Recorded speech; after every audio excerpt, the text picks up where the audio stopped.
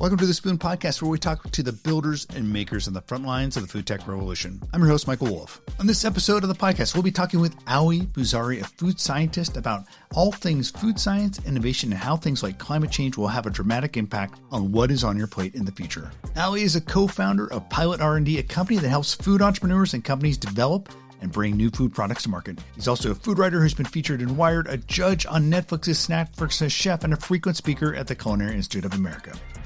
In this episode, we'll hear Ali's unique take on a number of different things, including how he works with companies to help them build future food products. He talks about AI and food robotics. We'll talk about that uncanny valley of meat article and why he thinks 3D printed pizza crust just isn't going to happen. He also shares his insights on the future of food in a changing environment and climate, and why you might want to start stocking up on chocolate now while you still can. It was a really fun conversation. I think you'll like it as well. So let's get to it.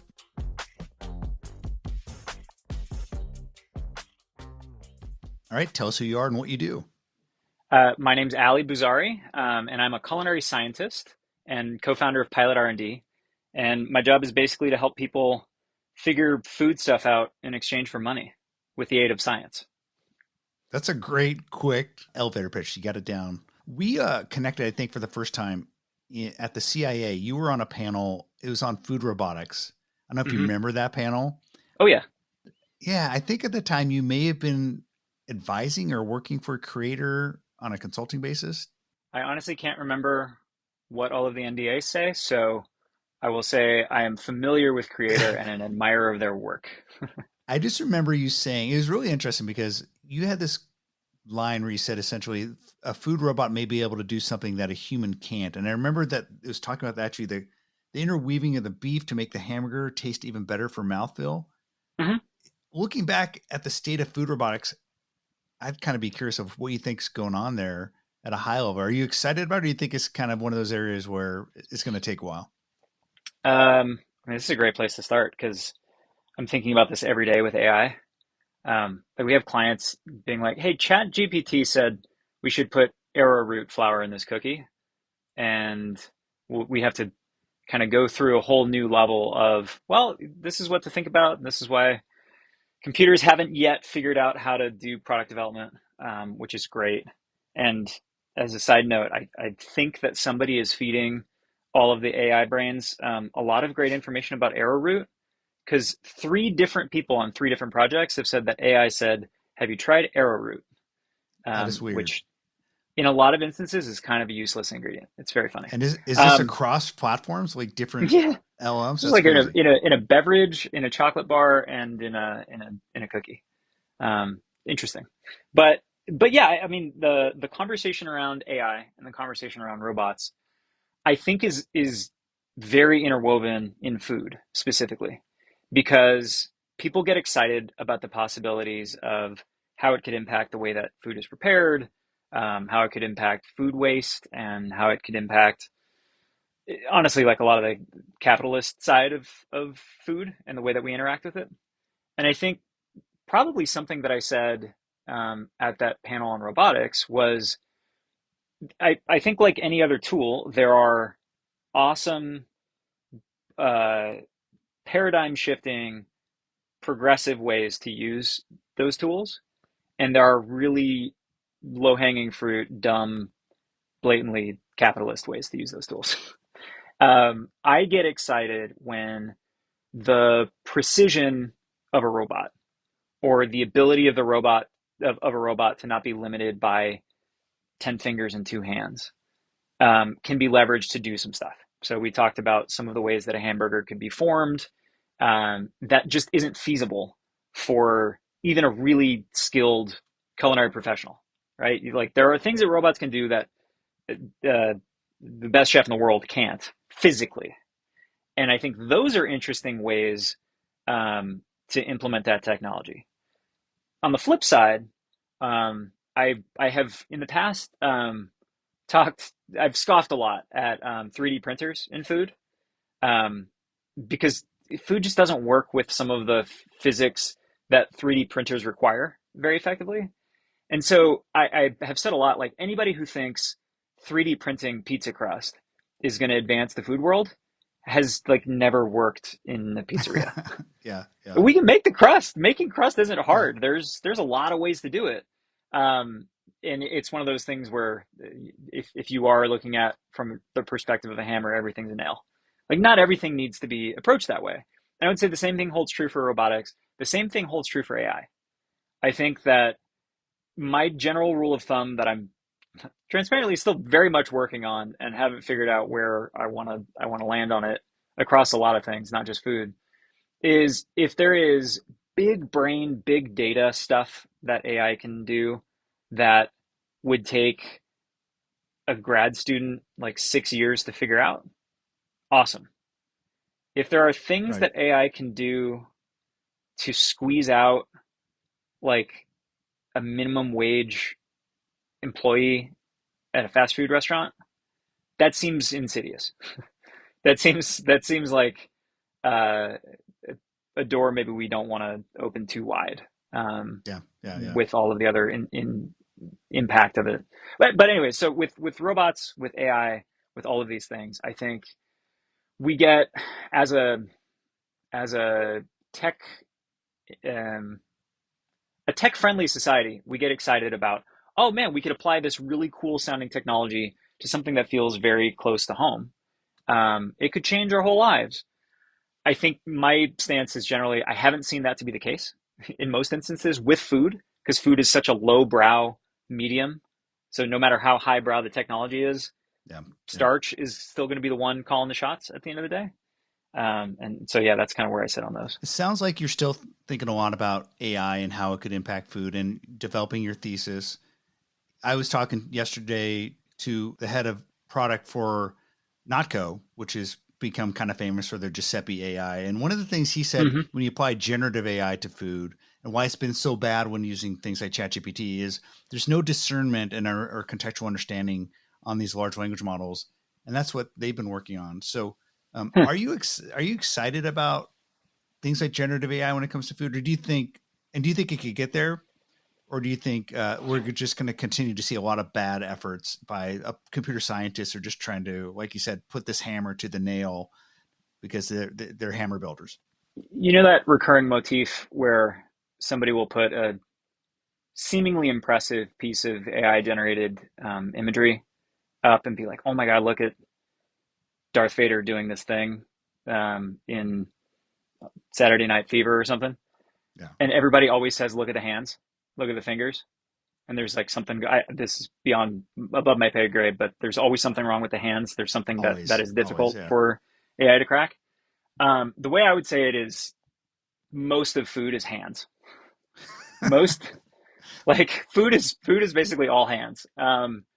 The the interaction between the chemistry of what a food contains, the biology of how ingredients change in real time, our biology, and then our cultural context, our historical context, our psychology, the whole field of like psychophysics, which is kind of teasing out the intersection between your taste buds and your brain and your eyes and all these things. It just as humans, we're like really, really far behind on understanding how the hell all of that works. We have put a lot of humans and probes and stuff into space and the deepest oceans and all these things, and we still really just kind of close our eyes and throw darts at a board when it comes to explaining what happens when you bite an apple. And so it's it's so unknowable right now for people who spend their careers just trying to understand that one basic thing that we do every day, that I am more skeptical than anything that there is enough fodder to teach an Yeah. AI model for it to do anything relevant. It's just it's like the closest thing to magic that we have. It Yeah. reminds me of your article in Wired. I still talk about that periodically, the uncanny valley of meat. So Yeah. this, like, our brains can't fathom why we like stuff or whatever, but we really know when something's off. But we Yeah. can't necessarily put words to it. And like when you talk about plant-based meat and those early versions, and maybe still the versions today, if we're biting into it, whether it's the mouthfeel, the look, the texture, the flavor, it's that 5% that it's off. We still know, even though we can't describe it. Yeah. And and that's just trying to make um, analogs of things that we know and in theory could model really well. Like there's a lot of hamburgers in the world. There's plenty of fodder for taking, like gathering data and figuring out what the target is. For generative AI to like figure out, make me something delicious, we still don't even know what delicious is. And honestly, there's no one definition. So it's complicated. I would say like from a pure human beings trying to summit a mountain challenge perspective, it's super exciting. With regard to my stance on its like chances for success, nah. And honestly, the people ask a lot about like what's the biggest challenge that we see coming down the pipeline in innovation. 100% it's climate change. Hmm. Um, Yeah. right now, we are talking to every client that we have who has chocolate in the mix, Yeah. chocolate milk, chocolate chip cookies, chocolate bars. Um, they're like, there might be a countdown clock on chocolate. They're stressed about it. Um, So they're trying to figure out how to do it. Maybe are they looking at things like gene edited and CRISPR, or they're looking I at maybe mean, alternatives? Everything? right now, people are just scrambling because the world's cocoa supply is upside down. Like it happened, it's happening. Like there is a massive cacao shortage, and so everything is wildly expensive. The ingredient supply scarcity is already here, and that's not like, oh, some. And I think a lot about like that's not some far flung moth in some island that's threatened that people have a hard time having um, a specific relationship to. This is chocolate. Yeah, Like it's chocolate. Like, there are T-shirts about that. Like I would rather die than give up chocolate. So we're there. And a couple of years ago it was raspberries. We're probably staring down the barrel of some more weird like onion and garlic how's stuff coffee doing? happening. How are we looking on coffee? Coffee's next. I mean, Coffee it's snacks? one of those Oh, things. Coffee might do a thing where, like grapes, it just creeps higher and higher latitudes um, as things change. But but a good friend growing of mine, regions, like growing regions, if you have a coffee farm, or if you yeah, have a grape farm and you're growing wine, your winery may not be feasible in 10 years. no, and maybe that's why the Idaho wine country is going to be the center of the wine world in half a generation. Like so. My thinking with food is it's a little bit extra irksome, the conversation around AI sometimes, where people are saying, I've spent 6 months trying to get this generative AI to make me a new pesto recipe when I don't think we need that. And the water and energy cost of all of that computation is directly contributing to, I think, the actual biggest existential problem we have, which is Climate change. climate change. So when you think about climate change, Yeah. are there some Hail Marys that you're thinking can rescue us, other than like all of us miraculously stop outputting carbon and the world cooling down a little bit? Is it Yeah. something like gene editing? Is it something like, these upcycled alternatives? What are you thinking? I don't think there's a clean solution. I don't think that there's a silver bullet. I think that it's going to need to be a little bit of everything. Hmm. The gene editing, upcycled foods, eating more algae, biomass, like all of those things are worth further investigation. I think they could yield a lot of interesting outcomes. I think the our Hail Mary is becoming more nimble. And so I think actually one of the really helpful unexpected silver linings of everybody just becoming, in my generation, obsessed with the Food Network as they were growing up, um, Gen Z and beyond becoming much more aware of what they're eating and whether or not they're choosing to eat one way or another, at least just acknowledging the data of what's in this box that I've opened, what's in this recipe that I'm making in my house. That they want to be aware. Being aware and being food literate, being food savvy, I think that's the greatest weapon Hmm. because um, the only thing that is certain is that there's going to be change. And if we need to learn really quick how to love sugar kelp pappardelle, like having a nimble food culture is really, really useful. And that's something that encouraged about. Like there are more new food behaviors Mm. that are shared, contextualized, and accepted by the average human in a over the course of a holiday weekend than Mm. probably in the 70s. You know what I mean? Like Is that yeah, generational? Is that generational? Because I feel like we're seeing a lot of that on, for example, in social media and people yeah, embracing new types of food. But at the same time, we're seeing politicization and hardening and partisanship around. I love red meat. No one's going to take my red meat from my cold dead hands. So, are you encouraged, but also maybe dismayed around the misinformation and the hardening of belief systems? yeah. All of that is just a generational bummer. That's Yeah. a horrible state of affairs to be in.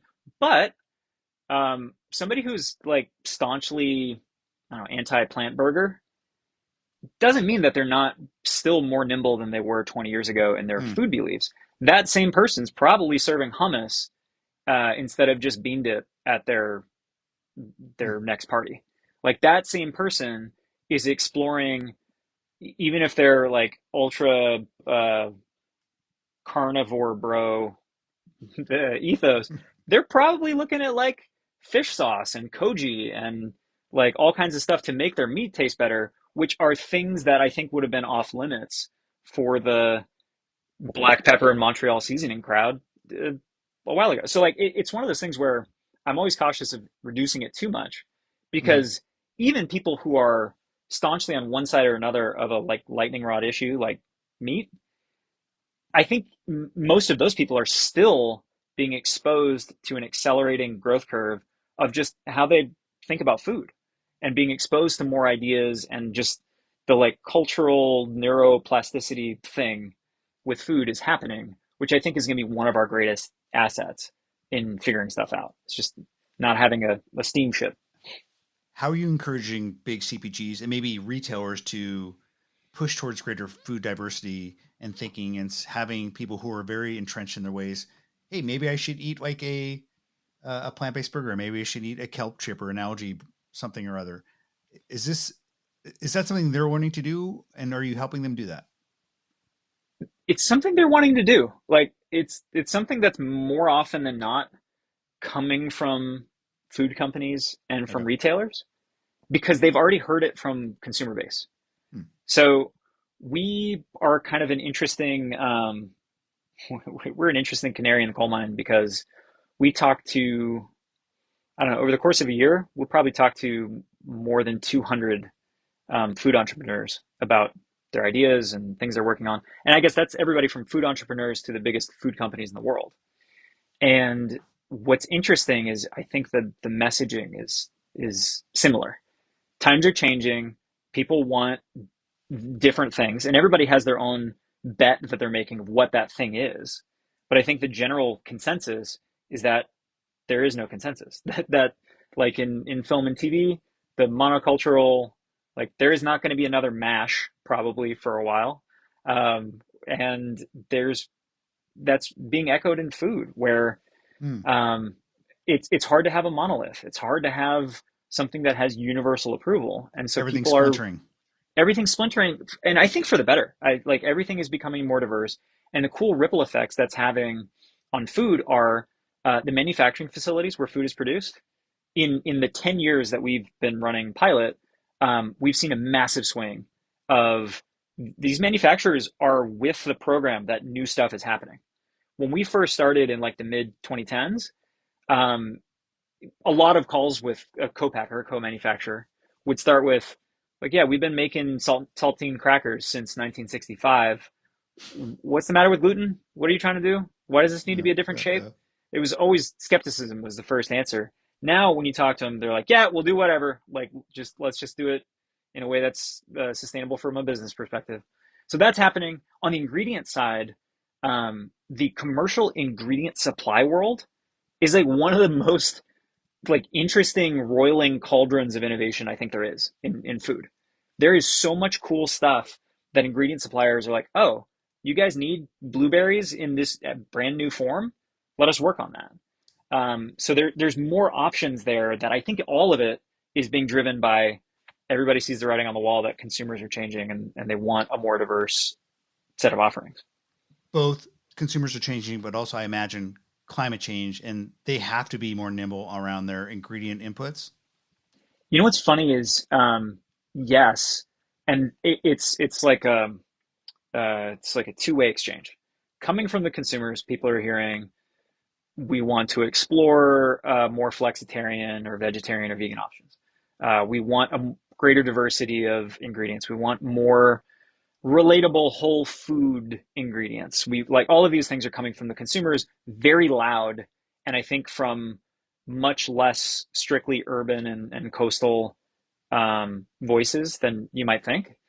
And then from the other direction, I don't know that this has yet reached the consumer, but yeah, ingredient suppliers are starting to build it into their strategy that they need to diversify because of all of these um, climate change induced shortages. What's interesting is I don't know that that has hit the average consumer yet. The Yeah. average consumer is like, yeah, I'm on board with the idea that eating more vegetables is good. I don't know that the average consumer has really internalized yet that like right now in 2024, chocolate is in trouble. Yeah. It's Yeah. that like that. I don't know that that has hit the zeitgeist yet, and I'm curious to see what happens when it does. Is one of the ways to make the ultimate consumer accept this is not position it as like bitter medicine that chocolate's going away, but hey, here's an exciting new alternative. Or here's a new food innovation that you should be excited about rather than here's the bad thing that something's going away. Is that how you frame it? Is that how they're thinking about it? Um, I think both. I actually am. I'm always I always bristle a little bit at the idea of like not being too much of a downer. I think I think it's important to be a downer when it's appropriate and couple that with saying, but yes, there are also Hmm. we are in more peril than we've ever been, and there's also more opportunity and more exciting stuff going on than there's ever been. It's everything is cranked up to 10 and a half always across every every sphere of existence as a human, honestly. And so I don't think that there is uh, cavalry coming to replace chocolate. I think if cacao growing on a global scale is threatened or derailed or whatever in our lifetimes, massive, massive culinary bummer.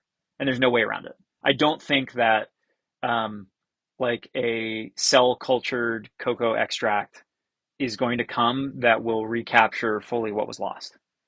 That said, there's so many delicious things right now that are in the world that this is kind of what I talked about in that Uncanny Valley article as well. There's other ideas. Not everything needs to be a reboot Yeah. of the thing Yeah. that we're struggling with, and so that's kind of where my optimism comes from. Is even if I don't think there is a bringing chocolate back from the dead, if it ever dies, and it may not, but it's definitely sick. Yeah. I don't think there's a there's a reanimation of chocolate, but I do think that there's just a, a million things that there are to be excited about eating, and that's awesome. We've never had that as a species. Yeah. The original idea behind Beyond and Impossible was, hey, here's a direct meat replacement. But what you're saying in that Wired article is rather than frame it that way, which is going to lead to ultimate disappointment, say there's a million other things to be excited about. Here's an entirely new thing that maybe you want to have instead of meat, or maybe you want to have it instead of chocolate, and it's awesome, and you never had it before. And let's figure out a way to get that at Costco and Trader Joe's, etc.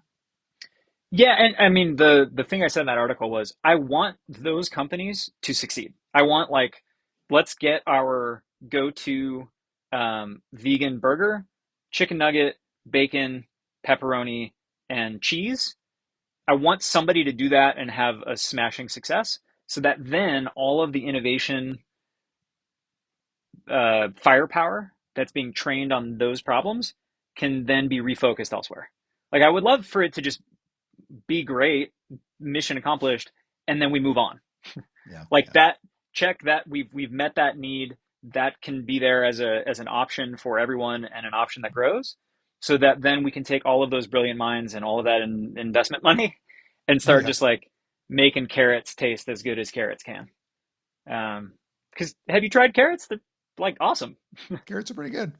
Yeah. So let's step back and tell people a little bit about, a day in the life of Fowey Bouzari, and Pilot R&D. What do you do? Yeah. You said you work with maybe 200 companies a year. You're thinking about these big existential problems. Hmm. What do you do for people? A bunch of things. So like to split it into the pieces of my day to day. So pilot is the main job. That's the main focus on weekdays. So we're a team of 9. We have a test kitchen in the Bay Area, and we help folks develop and then scale new products. So we work with everybody from startups to those massive household names, and they come to us and say, "Hey, I'm going to make something up. Um, I want to make sunflower jerky. Help us figure out how to do that." Cool. Step one, we understand like what the important guardrails are. Obviously, sunflowers don't have a lot of protein. Do you want this to have protein? We'll talk about that. We'll talk about anything that is important to them that makes the product special in their mind. Then we source all the ingredients. So we don't go to the farmer's market. We don't go to the grocery store. We reach out to commercial scale ingredient suppliers that Mm. can sell pallets and pails and drums and truckloads of sunflowers and gluten-free tamari and um, fennel juice and smoked Hungarian paprika and anything that we need to make the product work. Get like hundreds of samples of all of these ingredients in from all across the industry, and then we go to work running trials. So a lot of my day to day is, and with the rest of the team, is we sort through all of that information, all those samples that come through. There are days where it's our job to smell 47 different vanilla extracts and figure out which one's right, to taste uh, 15 different kinds of diced peanuts and figure out which one has the right crunch and the right level of roastiness. Um, we'll do that, and then we'll put them into stuff. And Mm. so once we've gone through what we typically call, when we're evaluating a bunch of ingredients, we call it a smellathon. The smellathon. Tell me about the smellathon. So once we're done with the smellathon, which again for days like vanilla can be awesome, for days where we're smelling more than 3 dozen sources of truffle oil, I like maybe have a migraine. Yeah, But yeah. it's all part of the process, and it's honestly it's fun, even if it hurts. It's a good experience. So we get through the smellathon and we start running a bunch of trials. So if we're making jerky or a cookie or a non-alcoholic canned cocktail, um, for one flavor of a product, we'll probably go through 100 different iterations where we basically make it every way it possibly could be made. And then we have tastings where it's the client's turn to taste 37 different versions of their flavored Oh my popcorn God. idea, Yeah. which is Yeah. really cool to actually see somebody. It almost feels like you're a storyboard artist working with the director. Like you get to see which of these many things that you're presenting was actually the thing that was in their brain, which is always I'm exciting. I'm picturing like the advertising agency where they invite the client in and they have like their 10 different campaigns, but Yeah, it's a tasting version of that. And it's you a probably tasting version of that. are you a little bit nervous those days? Will they like it? Will they hate it? Early days we were. Um, the past several years, I think we figured out that there really is no, we are not Don Draper. We don't, I honestly don't think Don Draper exists in the food world. There is no moment where we say, we are all powerful food gods. Here's the one true hollandaise sauce. But rather we say, hey, look, there's a million ways to make this. Our goal is to map out what's in your head. So we make all of these samples, not just 10, it's like literally 30. And we walk through it. We call it a delicious optometry exam, where it's like better or worse, better or worse, better or worse. We show them these side by sides to see, like, do you like this toasted onion? Do you like untoasted onion? Do you like garlic and lemongrass? Or would you rather just focus on lemongrass? Like, there's a million different decisions in making any kind of food. And so we don't want to take it for granted that we know best. We have a lot of great ideas, but there's a million great ideas that all need to be tested. Are you selective when someone comes to you and they pitch you their idea for salmon milkshakes, and you just go, "That's a horrible idea. We're never going to make this," or do you sometimes you're gentle with them and say, "Maybe you should consider this"? um, yes to all. We are selective. I would say the thing we're most selective about is just people who seem polite and professional and put together and organized. Mm, Um, Honestly, I wish there was a billboard at the entrance to the food industry that said, "Hey, be careful. This is not easy." mm, Because there are a lot of people that we talk to who say, "Hey, yeah, my uncle makes this amazing barbecue sauce. Do you know Whole Foods? Can you give them a call?"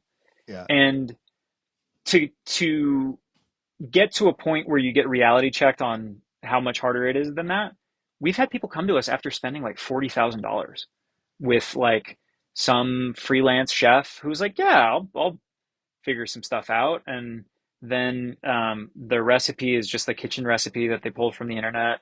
And they got laughed out of a manufacturing facility because it was like step one, open 1,500 12-ounce cans of tomato paste.